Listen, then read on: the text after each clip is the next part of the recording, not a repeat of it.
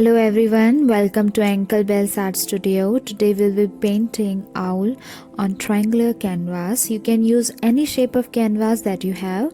Here I'm sketching owl and I'm using colored pencil here because it doesn't leave any deep mark when you start painting. So it's good because it's water soluble.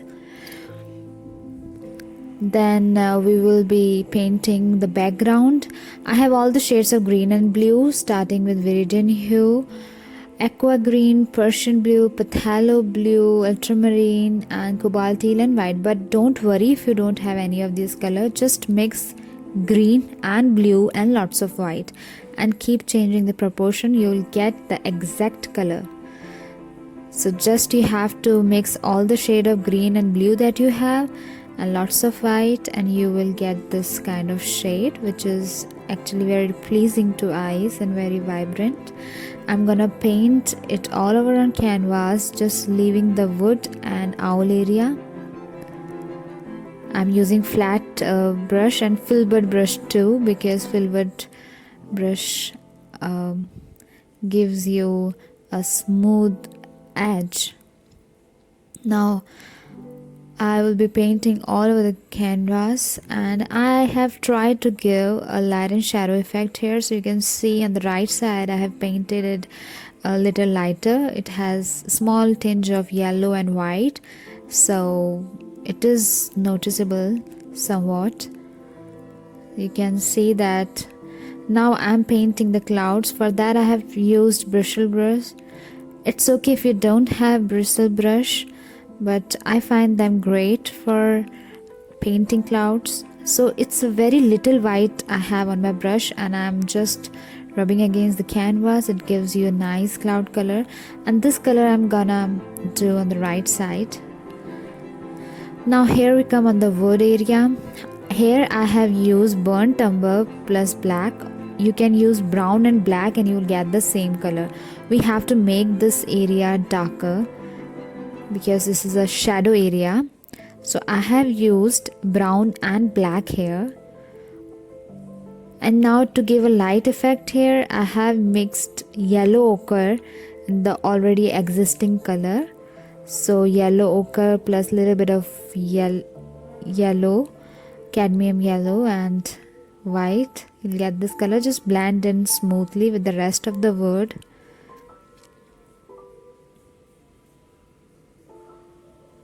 Now we will give details to the wood. So I have added lighter brown, then orangish brown, then yellow ochre. You just keep mixing the colors and get all the shade. The more shade you will use, the more it will look detailed. For grass I'll be using miniature brush, and again to give it a light effect I'm just painting it dot dot dot using lighter green.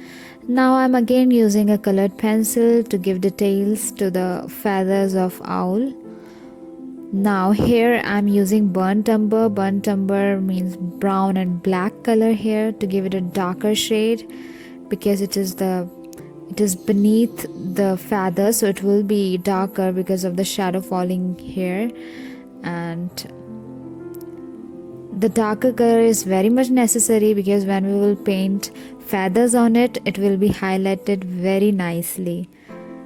So we always have to keep in mind to use darker backgrounds so that highlights are visible very sharply. Now for rest of the part of the owl I'm using yellow ochre plus brown plus lots of white. So brown, yellow and white is also cool.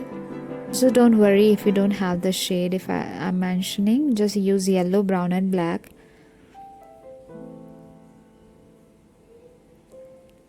So I have painted all over the owl. For face I have took only brown and lots of white to give a distinction between the face and rest of the body of the owl. I'm using a filbert brush here. It's good to paint, its edges are sharp.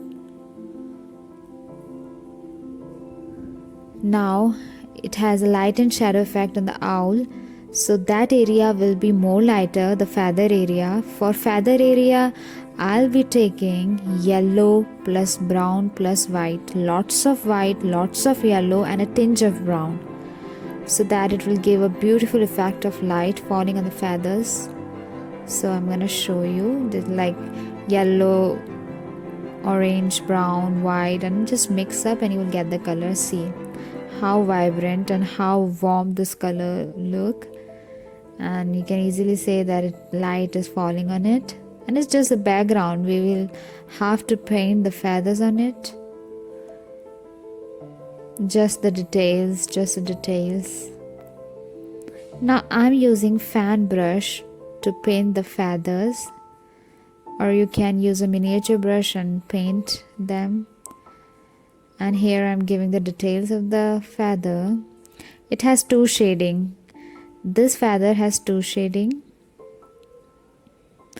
So what kind of shading? The below area is lighter and the upper area is darker. So the upper area we have used burnt umber, that is black plus brown burnt umber, and below it we have used orangish brown. So it will give a very beautiful effect, a real effect. And on the border I have just used white.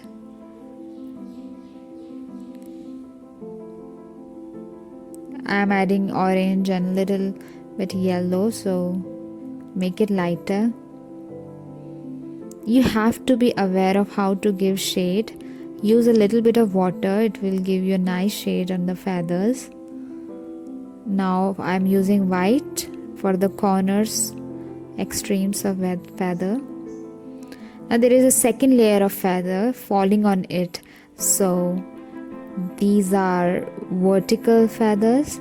So I'm again using burnt umber, and here also I will give shading. Firstly, make the borders very dark, so to have a clear distinction. Now I'm again using orangish brown to give it a light effect. Now the feathers are falling on it, so to give a shadow effect I'm using black color on the borders, so it will give a real effect. Small details are very necessary to give a realistic effect to the feathers, so always be careful when you give details. I'm using black color here. Now, as I said, the feathers will be looking beautiful on the darker side, so you can see it is giving you the look of feathers. I'm using a miniature round brush for the feathers. So the earlier dark background we have used, burnt sienna, is helping to give the feathers its highlight. So you can see I'm taking my own time and drawing each feather. Now coming on the body of owl, so I have given some shades of white plus blue. You can see this is not a pure white in between, you are seeing it's a white plus blue, and here I'm just giving a lighter brown feathers